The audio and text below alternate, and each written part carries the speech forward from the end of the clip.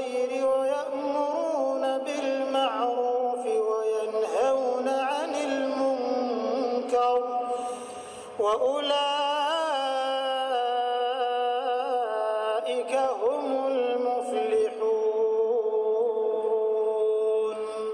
السلام عليكم ورحمة الله وبركاته. إن الحمد لله نحمده ونستعينه ونستغفره ونعوذ بالله من شرور أنفسنا ومن سيئات أعمالنا من يهده الله فلا مضل له ومن يضلل فلا هادي له أشهد أن لا إله إلا الله وحده لا شريك له وأشهد أن محمدا عبده ورسوله لا نبي بعده. اللهم صل على نبينا محمد وعلى آله وصحبه وسلم أجمعين. Amma ba'd. Segala puji serta syukur marilah kita panjatkan kehadirat Allah Subhanahu wa taala atas rahmat terutama taufik Allah Subhanahu wa taala di dalam iman Islam serta istiqamah di dalam amal soleh. Mudah-mudahan Allah Subhanahu wa taala senantiasa menjaga hidayah kita hingga masa akhir hayat kita insyaallah. Amin ya rabbal alamin. Salam dan salawat mari pula kita sampaikan kepada Nabi Allah Muhammad sallallahu alaihi wasallam, keluarga, para sahabat serta seluruh umatnya hingga akhir zaman. Satu renungan ayat di dalam surat Al-Hujurat ayat yang ke-15. A'udzu billahi minasyaitonir rajim. Innamal mu'minuna alladzina amanu billahi wa rasulihi thumma lam yartabu wa jahadu bi amwalihim wa anfusihim fi sabilillahi ulaika humus shadiqun. Orang-orang yang beriman adalah orang-orang yang beriman kepada Allah, kepada Rasul-Nya, dan juga mereka tidak ragu. Kata kunci ini yang ingin coba kita angkat dan kita dalami. Orang-orang yang beriman, siapakah orang yang beriman? Di dalam ayat ini Allah memberikan sifat, kriteria, ciri-ciri dari banyak ciri yang mudah-mudahan kita berusaha untuk mendekat-dekatkan dengan kriteria dan ciri-ciri itu. Allah Subhanahu wa taala di dalam surat Al-Hujurat 49 ya, ayat yang ke-15 ini menegaskan ciri orang yang beriman itu mereka yang beriman kepada Allah dan beriman kepada Rasul-Nya, kemudian mereka tidak ragu. Nah, ini yang menjadi salah satu di antara poin pentingnya iman dan ketidakraguan. Iman dan ketidakbimbangan. Antara iman dan keraguan itu sesuatu yang berlawanan. Maka tidak mungkin orang yang beriman kok ragu. Orang yang beriman bimbang. Orang beriman masih ada syak wasangka di dalam hatinya. Tidak mungkin bertemu dua hal yang berlawanan dalam satu perkara yang sama. Maka antara iman dan keraguan ini adalah sesuatu yang kontradiktif. Oleh karena itu hadirin rahimakumullah, yang harus kita pastikan menjadi hamba yang beriman ketika kita telah menyatakan kepada Allah asyhadu alla ilaha illallah, menyatakan Allah sebagai yang kita imani, maka salah satu kuncinya, cirinya, gambaran orang yang iman kepada Allah itu tidak ragu kepada Allah Subhanahu wa ta'ala. Maka Imam Al-Baghawi ketika beliau rahimahullahu ta'ala menegaskan tentang lam yartabu, siapakah orang yang tidak ragu? Lam yashukku dinahum, mereka yang tidak meragukan ajaran agamanya. Bagaimana mungkin orang yang beriman lalu ragu dengan apa yang diimani? Tidak bisa. Tapi dalam kenyataan hidup banyak orang yang mengaku iman ragu dengan ajarannya sendiri. Tidak mengimani apa yang dia nyatakan, maka tidak diterima di sisi Allah Subhanahu wa taala. Karena itu hadirin rahimakumullah, penyebab utamanya kenapa orang kok ragu, masalah paling utama adalah lemahnya ilmu syariat. Orang ragu itu karena lemahnya ilmu syariat. Dia tidak mau belajar ilmu agama. Dia hanya mendapatkan keimanan dan Islamnya itu turun-temurun. Begitulah nenek moyang kami mengajarkan. Begitulah apa yang kami lihat dalam kehidupan sehari-hari. Maka masalah utama mengapa orang itu tidak yakin dengan ajarannya, bahkan karena tidak yakinannya hadirin, seringkali kalau ditawarkan dengan ajaran yang betul, maka tidak segan dia menolaknya. Wa idza qila lahum ittabi'u ma anzalallah qalu bal nattabi'u ma alfaina alaihi aba'ana. Kalau mereka dikatakan, yuk kita kembali kepada Allah. Ini petunjuk Allah yang benar. Inilah ajaran yang lurus. Maka orang yang tidak memiliki ilmu syariat yang kuat, mereka tidak segan-segan, cukuplah apa yang kami biasakan. Cukuplah apa yang kami terima dari nenek moyang kami. Maka ini adalah teguran Allah Subhanahu wa taala ketika ilmu agama lemah, maka cenderung dia tidak bisa mengetahui, memilah. Maka hadirin rahimakumullah, penyebab ini yang harus kita hilangkan. Semangat belajar ilmu agama harus kita tumbuhkan. Majelis-majelis ilmu harus kita syiarkan. Sebab ini yang akan menghalau, menghilangkan, membersihkan kebodohan kita dalam bidang agama. Sehingga kita tidak mencurigai ajaran sendiri. Bagaimana mungkin orang yang beriman kepada Allah, beriman dengan kitabnya, lalu kemudian curiga dengan ajarannya sendiri? Masya Allah, tidak bisa diterima. Ini masalahnya dari mana? Akibat ketika kita lemah dalam masalah ilmu-ilmu syariah. Maka kewajiban utama yang harus kita jaga, belajar dan belajar ilmu agama. Alhamdulillah, masjid-masjid terbuka, majelis-majelis taklim, alhamdulillah, Allah Subhanahu wa taala mudahkan bagi kita. YouTube ilmu yang bermanfaat banyak tersebar. Maka ini kemudahan harus kita manfaatkan. Untuk apa? Semakin tahu apa yang sebenarnya posisinya dalam ajaran agama. Sehingga kita ini tidak mencurigai agama sendiri. Oleh sebab apa? Oleh sebab hari ini kita ditawarkan dengan berbagai macam pilihan-pilihan melalui media sosial, YouTube, Facebook, berbagai macam ilmu-ilmu, pemikiran-pemikiran. Kalau kita tidak memiliki ilmu syariat yang kuat, kita tidak punya filter. Ini masalahnya. Kita tidak bisa memilah. Kita anggap benar semuanya, atau kita anggap salah seluruhnya. Maka timbangan utama adalah ilmu syariat. Karena ini hadirin rahimakumullah, segalanya harus kita kembalikan kepada ahlinya. Ini penyebab yang kedua. Mengapa orang lemah keyakinannya lalu merata keraguan terhadap ajaran sendiri? Kita tidak mau merujuk kepada ulama. Ulama kita tinggalkan. Ulama kita abaikan. Ulama tidak mau kita dengar. Kita dengar omongan dukun, omongan peramal, omongan orang-orang yang dianggap pinter. Artis lebih didengar daripada ulamanya. Ulama hari ini makin diredupkan, makin ditenggelamkan. Maka hati-hati hadirin rahimakumullah, pewaris ilmu Nabi para ulama. Berdasarkan penegasan Nabi sallallahu alaihi wasallam, al-ulama warathatul anbiya. Para ulama itulah pewaris ilmunya para anbiya.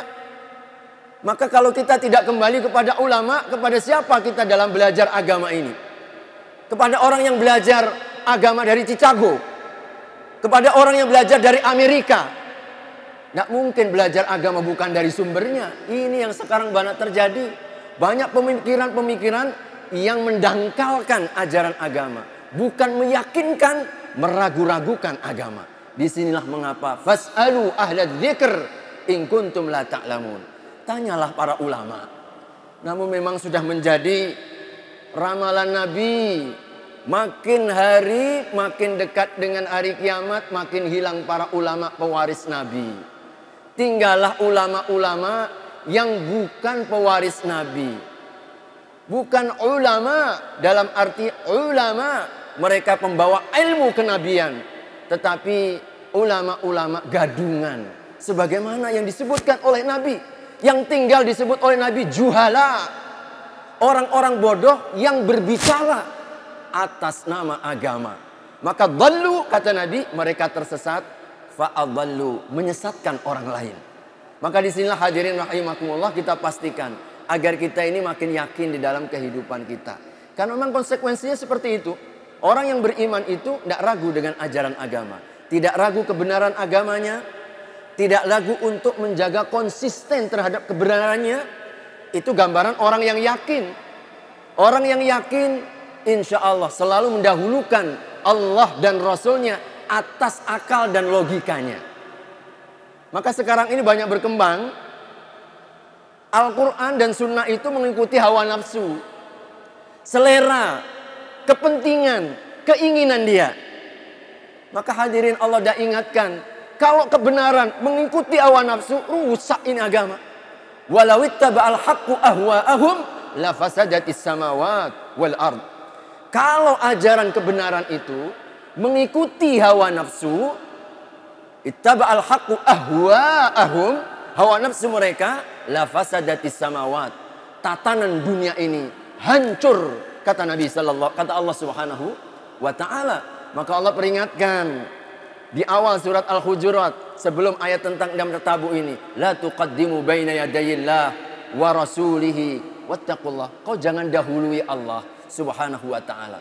Maka banyak kebodohan terjadi, bahkan mereka kemudian berani memutarbalikkan fakta kebenaran hanya dengan akal logika dangkal. Ini yang sekarang ini sedang menggejala. Sekulerisme, liberalisme, dan berbagai macam isme-isme pemikiran yang bertentangan dengan wahyu Allah Subhanahu wa taala berkembang begitu pesat. Dengan cara apa? Mereka mereduksi nilai-nilai kebenaran ajaran agama. Maka hadirin rahimakumullah, penting bagi kita untuk terus mendalami sampai hal-hal yang pasti. Sekarang banyak berkembang bapak-bapak sekalian, jamaah rahimakumullah, orang meragukan azab kubur, nikmat kubur. Betul ke ada azab kubur, nikmat kubur? Masya Allah. Tiap hari Nabi ngajarkan kepada kita, Allahumma inni a'udzubika min azabil qabr wa min fitnatil mahya wal mamati wa min fitnatil masihid dajjal. Penutup setiap kali tasyahud. Dia doa itu apa yang diajarkan oleh Nabi? Kok masih ragu dengan fitnah kubur? Tidak ada itu azab kubur. Coba tengok, bongkar itu kuburan. Mana ada siksaan? Suruh mati jak dulu Pak ya. Baru nanti dia suruh cerita kepada kita. Kalau nggak percaya. Banyak orang meragukan surga. Banyak orang tidak percaya dengan hisab. Ada orang yang tidak percaya dengan neraka. Masya Allah. Ini prinsip-prinsip dasar. Akibat apa? Lemahnya ilmu syariat. Memahami agama banyak dengan logika. Nggak nyampe Pak. Logika kita. Agama inilah yang kemudian menjadi ujian bagi kita. Hadirin rahimakumullah, ketika iman ini tertanam, insya Allah. Ini cara Allah Subhanahu wa ta'ala bahagiakan kita. Orang itu kalau yakin kepada Allah, bahagia hidupnya. Bagaimana tidak bahagia Pak? Kita kalau yakin betul kepada Allah, tidak ragu, tenang. Tenang dengan rizki kita. Sebab apa? Rizki kita sudah dijamin. Allah tidak mungkin salah atau menukar rizki kita. Maka kita dalam hidup ini ikhtiar saja, usaha saja. Yakin kita kepada Allah. Tidak mungkin orang meninggal sebelum akan disempurnakan rezekinya. Itulah keyakinan orang yang beriman. Jangankan kita makhluk yang hidup di atas permukaan bumi, yang di dalam tanah saja hidup semua. Subhanallah. Wa ma min dabbatin illa 'alallahi rizquha. Semua yang dijamin, yang hidup dijamin oleh Allah rezekinya. Tenang, yakin kita. Orang yang yakin tenang, tidak perlu kemudian ragu. Sebab apa? Sebab dia yakin dengan adanya qada dan qadar. Tenang Pak kita. Qada dan qadar, keputusan Allah. Qadha artinya keputusan Allah 50.000 tahun sebelum diciptakannya langit dan bumi. Dah ada keputusannya di Lauhil Mahfuz. Termasuk Sriwijaya jatuh ini udah ada 50.000 tahun sebelum diciptakannya langit dan bumi dalam hadis Bukhari. Allah dah putuskan yang awal sampai yang akhir. Lalu takdirnya terjadi tanggal 9 Januari 2021. Jam sekitar 14.40 jatuh, meninggal hampir 62 jiwa. Inilah takdir namanya.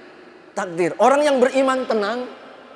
Kalau misalkan kita ditakdirkan dalam keburukan, tidak ada lain. Orang yang beriman kepada qada dan qadar, yakin kepada keputusan Allah, dia akan senantiasa tenang. Kalau baik keputusan Allah, banyak-banyak bersyukur.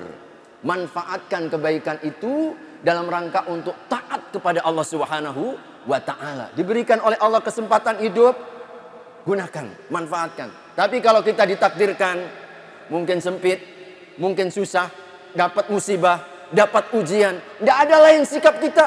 Orang yang yakin dengan Allah Subhanahu wa ta'ala, raditu billah. Keputusanmu ya Allah yang terbaik. Keputusanmu ya Allah yang paling mulia untuk hamba-hambanya. Meskipun tampaknya sesuatu yang mengerikan. Bagaimana tengok pesawat yang begitu besarnya, hancur lebur nggak tersisa. Gimana manusianya? Tapi itu yang tampak di depan mata. Tapi kalau kita pakai kacamata iman, mereka orang-orang yang dipilih oleh Allah Subhanahu wa ta'ala. Orang-orang yang dimuliakan oleh Allah Subhanahu wa ta'ala. Kita yakin berdasarkan hadis Imam Bukhari dan Muslim, Rasul sebutkan 7 di antara orang yang mati syahid adalah orang yang tenggelam. Orang yang mati syahid dapat pahala mati syahid, pasti husnul khatimah, diampunkan dosa-dosanya sesaat dia ditinggalkan oleh Allah, langsung masuk surga, menikmati surga sebelum yang lain. Allah Subhanahu wa ta'ala berikan kesempatan syafaat nanti kelak pada hari kiamat, mulia mereka. Maka bagi orang yang hidup yang ditinggal, sabar, redha dengan keputusan Allah Subhanahu wa ta'ala. Apa yang tampak? Bagi orang yang ditimpa, insya Allah yang terbaik bagi mereka. Inilah caranya kalau orang itu yakin. Maka selalulah bersama Allah. Jangan pernah ragu kepada Allah Subhanahu wa ta'ala. Maka gambaran orang yang yakin kepada Allah itu orang yang selalu husnudzan kepada Allah. Baik sangka kepada Allah Subhanahu wa ta'ala. Tidak ada segedip pun kita merasa Allah ini tidak adil sama kita. Apa sih maunya Allah Subhanahu wa ta'ala? Tidak ada sedikit pun perasaan itu. Sebab dia yakin Allah sumber kebaikan. Tidak akan mengambil kecuali yang baik. Tidak akan memberi kecuali kebaikan. La mani'a lima a'taita wa la mu'tiya lima mana'ta. Maka orang yang beriman, yakin kepada Allah selalu tenang. Karena manfaat dan mudarat hanya milik Allah. Siapa memberikan manfaat? Allah. Siapa bisa menolak mudarat? Allah Subhanahu wa ta'ala. Maka minta kepada Allah. Meskipun kata baginda Nabi, yang awal, yang akhir, jinnya, manusianya bergabung jadi satu untuk memberimu bahaya, sedikit pun tidak akan tertimpa bahaya kecuali apa yang telah Allah tetapkan. Begitupun juga sebaliknya, meskipun berhimpun seluruh makhluk, jinnya, manusianya, awal dan akhirnya, untuk memberi kita manfaat, memberi kita rezeki, sedikit pun tidak akan mampu untuk memberi kita kecuali apa yang telah Allah tetapkan. Sebab apa? Lembaran keputusan sudah Allah Subhanahu wa ta'ala tetapkan. Maka hadirin, orang yang yakin kepada Allah selalu tenang, bahagia, teguh dalam kebaikan demi kebaikan. Oleh karena itu mudah-mudahan kita menjadi hamba-hamba Allah Subhanahu wa ta'ala yang senantiasa mengelola keimanan kita ini jangan sampai redup. Salah satu cara yang paling utama adalah melandasi terus dengan ilmu, menanamkan terus dengan petunjuk Allah Subhanahu wa ta'ala. Mudah-mudahan dengan cara seperti inilah insya Allah menjadi orang yang beriman selalu beruntung, menjadi orang yang beriman selalu menakjubkan. Dengan kebaikan kita insya Allah akan senantiasa menjadi hamba yang bersyukur. Kalau kita ditakdirkan dalam keburukan, banyak-banyak bersabar. Dan tentu ini kebaikan pula bagi seorang hamba. Mudah-mudahan Allah Subhanahu wa ta'ala senantiasa menjaga istiqomah kita.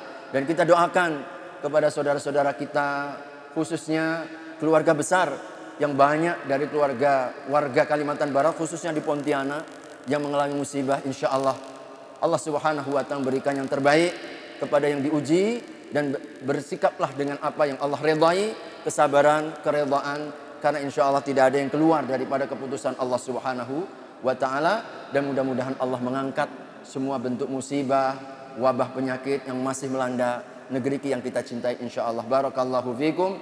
Hadanallahu wa iyyakum, mudah-mudahan dengan kebaikan. Mari kita sempurnakan dengan doa kafaratul majlis. Subhanakallahumma wa bihamdika asyhadu an la ilaha illa anta astaghfiruka wa atubu ilaik. Wassalamualaikum warahmatullahi wabarakatuh.